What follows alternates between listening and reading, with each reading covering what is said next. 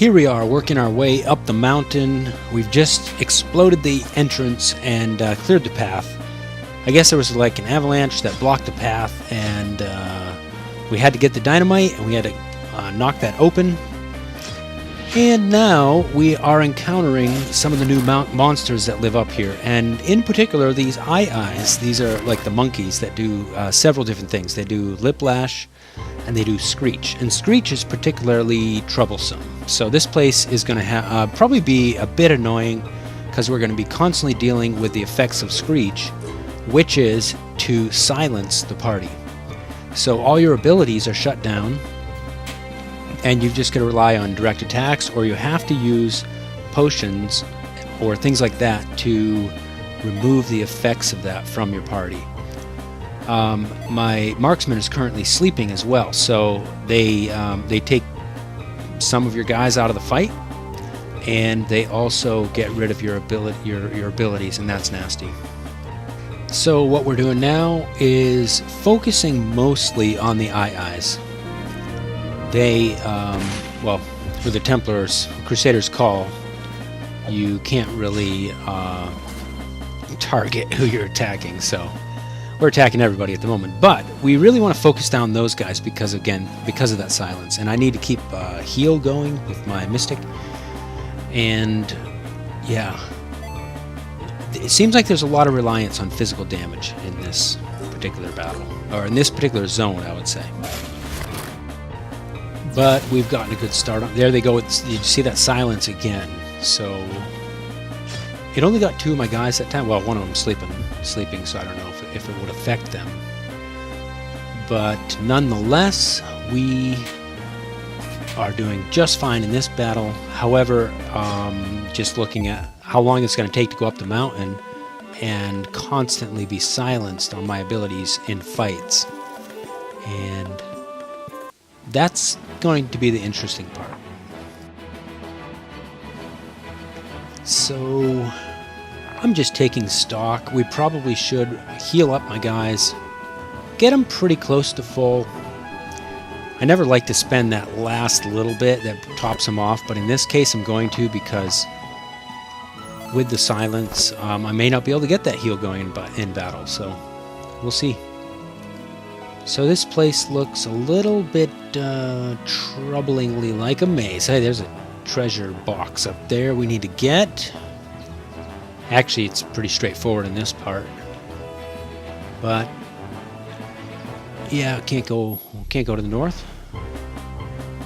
Ooh, Hoax Hornets doing confuse. Still got to keep that one ring on that blocks the confusion, which is unfortunate because I have some other cool things I'd like to use, but you got to keep yourself from getting turned around and attacking your own self. Alright, we're not silenced, so I get to use my abilities, and I'm going to charm that big venomous serpent, Viper King. Let him bite the bees. That's got to be a pretty tough thing for him to pull off, you know.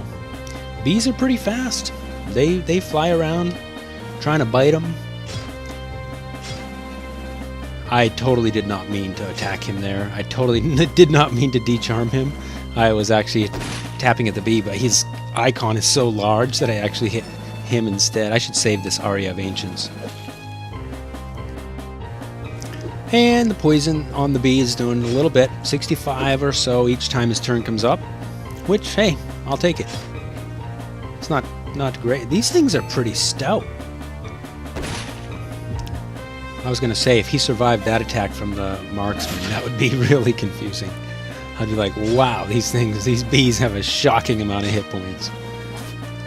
But nope. Oh, and the Mystic got the poison as well with her weapon, the secondary effect. Okay, let's keep cruising up the path.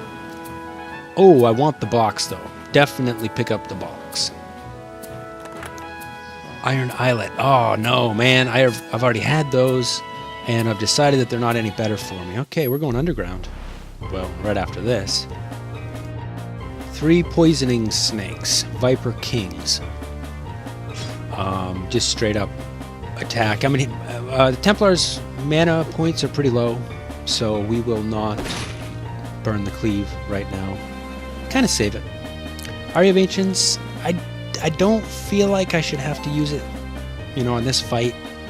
There might be something a little bit better to burn it on later, so I'm just going to go ahead and lay down a bunch of direct physical attacks.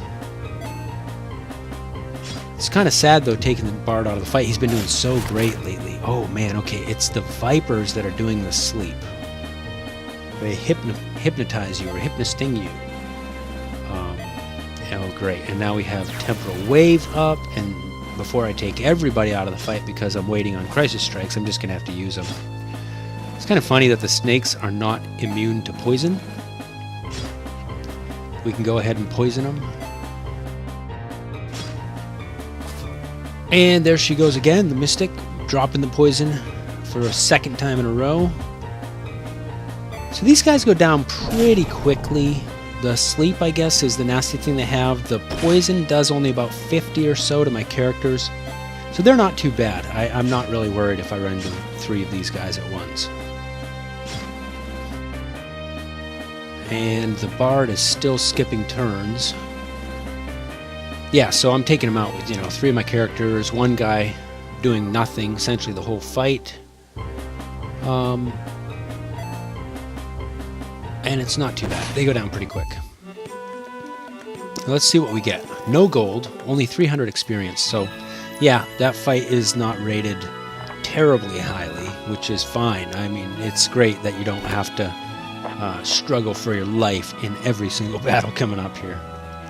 Oh, still talking about the last cave with the back guano. It's pretty funny. Okay, Armanore. We gotta move our way on up the mountain. Wonder who we'll run into in here. And I just sort of randomly went this... Yes, I randomly went this direction. And there's nothing over there at all. Can't go left. So we're just gonna keep coming around. And I don't think you have encounters inside the caves here. Nope, you definitely don't. I would have definitely had an encounter by now, except it's setting me up for a boss fight.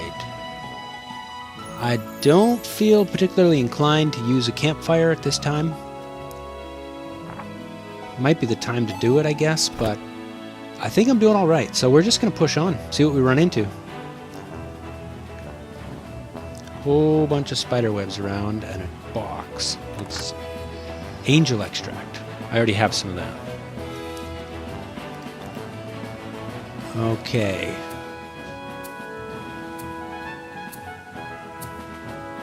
Okay, here we go. Surprise attack. We've been jumped by a bunch of spiders. And they went twice first. And this Aria of Ancients that I've been saving up is going to be perfect for this fight. I'm going to try out the Prism. Just see what it does. Maybe it's pretty good. It's light damage to all enemies, so unfortunately there's only 1, but that's not bad. I mean, almost 3,000 damage. And okay. The reason she did so much damage is because Aria of Ancients is still up, and it doubles both your magic damage and your attack damage. Oh, and the spider paralyzes. And the Bard is immune. Oh, okay, I remember now. With the Templar, I equipped a bead bracelet, which gives him +1 to all stats, and I unequipped the anti-paralyze ring. So I guess I'm just going to have to put up with that, because those +1 to all stats is just really nice. Like I was saying before, it's like a level and a half on your character, an extra one. So I'd rather keep that on. And sure enough, damage has dropped since the Aria of Ancients now. Our second turn has expired. So, okay, except for the Templar, he still had 1 more run on it. And let's just do a comparison test. Dark Orb with the Mystic, just to see. Well, there you go. 357 damage. That was really not even worth doing. I don't know if he's susceptible to light damage. Must be, because the light damage at 1,000 and then doubled. But we're back to normal damage and stuff now. It really helps to have the Aria of Ancient charged up before a boss fight if you can manage it, if you can time it. But this guy, he doesn't seem that particularly tough. Oh, and the Super Gauge Blast just took him right out. So yeah, I don't think that was really the boss.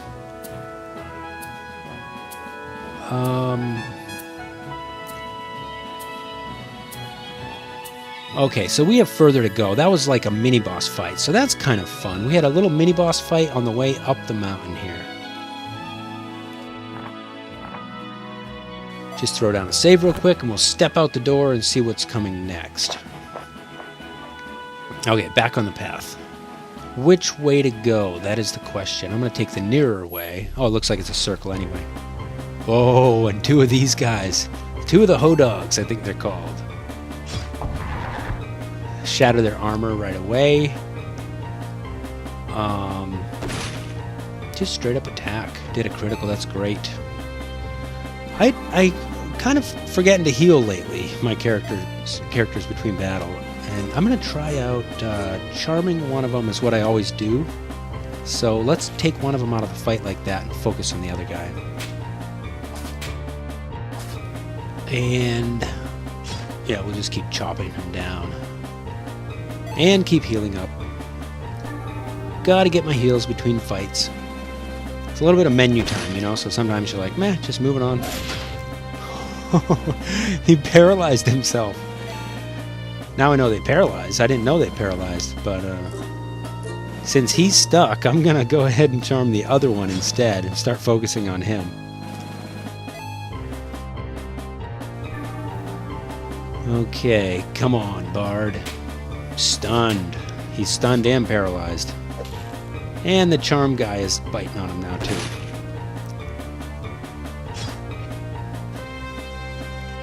I could definitely see this being a lot harder if I didn't have the Bard on my team. Talk about a useful Bard, man. Good character. I'm thinking about like replays, and I'm like, I don't know if I'd want to replay without the Bard. He's just really great.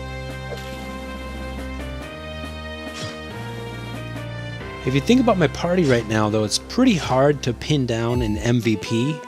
The Templar is really great with his blocking and his double attack, the cleave ability. The Marksman is just solid. Keeps hitting even if blinded, so blind basically has no effect. The Mystic is there for the heals that we need, and the Bard has just been rocking it with his Lullaby and his Charm. And then his damage output, I mean, he's doing just as good damage as anybody else with dual-wielding whips. So, yeah, pretty balanced party composition. Ooh, okay, 4 Buffalo type of guys. I kind of feel like, yeah, I'm going to try out the Overguard. Up my defense. Because the Templar is probably going to be jumping around, blocking for the Bard and the Marksman, so let's get that extra armor on him. Takens, or Talkins. They attack 2 guys at once. And they're straight up like physical attack, melee damage. And I'm not hitting that hard. Not really. See, did you see that with the Templar though? The extra armor.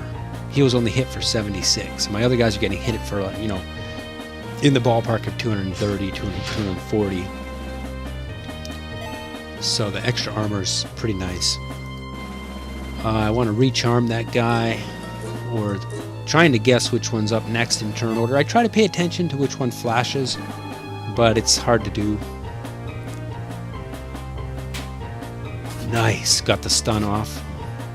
Yeah, and he's the charmed one. He was next in the turn order, so that was a good call. I keep dropping cleave on the back row over there, and it looks like these guys buff their attack power, so they're like melee beasts, literally. Yeah, bottom left should be the next in the turn order, so we'll nope, okay, top right, I was wrong. Oh, we gotta finish this fight in the next video, so see you right after the break.